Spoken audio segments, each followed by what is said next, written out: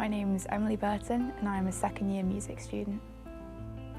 I think Paul Robeson's life was just so interesting and important for us to learn about. He had his passport taken away from him when he was in America, wasn't able to come back to Wales to meet people.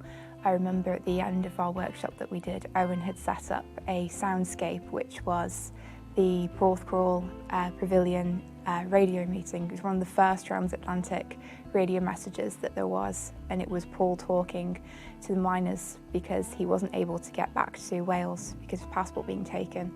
That part of his history and the racism that he faced, it's super important for us to teach people about that to make sure that things like that don't happen again.